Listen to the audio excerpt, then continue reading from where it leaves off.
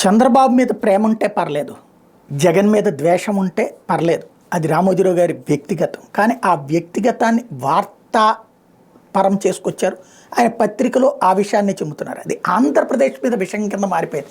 ఆంధ్రప్రదేశ్కి పెట్టుబడులు వస్తున్నా రావట్లేదని, ఆంధ్రప్రదేశ్లో అభివృద్ధి జరుగుతున్నా జరగట్లేదని రోజు తప్పుడు కథనాలే రాసుకొస్తున్నారు. చివరికి ఆంధ్రప్రదేశ్ కాదు, భారతదేశ చరిత్రలో అంబేద్కర్ విగ్రహం భారతదేశం మొత్తం మీద అతి ఎత్తైన విగ్రహం ఆంధ్రప్రదేశ్లోనే ఉంది.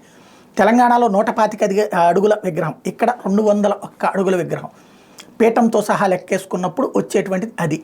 అంత పెద్ద విగ్రహాన్ని ఆవిష్కరిస్తే తెలంగాణలో కార్యక్రమం జరిగినప్పుడు వరుసపెట్టి 3-4 రోజులు సీరియల్ వేసుకొచ్చినటువంటి ఈనాడు ఇక్కడ మాత్రం విషమే చిమ్మింది. మొదటి రోజునే విషాన్ని చిమ్ముతూ వార్తా కథనాలు రాసింది. అట్లాగే మళ్ళీ నిన్న కార్యక్రమం పూర్తయ్యాక కూడా విచిత్రమైనటువంటి నెగిటివ్లతో కూడినటువంటి వార్తనే రాసుకొచ్చింది. అందులో ప్రధానమైనటువంటి విచిత్రమైనటువంటిది ఏంటంటే, సీఎం సభకు బస్సులతో జనాలకు అవస్థలు. పోనీ ఇక్కడ ఏమైనా జనాలకి ఎక్కిరిసిపోయి ఉన్నారా బస్ స్టాపులు అంటే నథింగ్. కానీ ఒక ఫోటో తీసేసి పడేసేసింది. ఇంకోటి ఓ పక్కనేమో జనం రాలేదని ఫోటోలు వేస్తుంది, ఖాళీగా ఉన్నారు.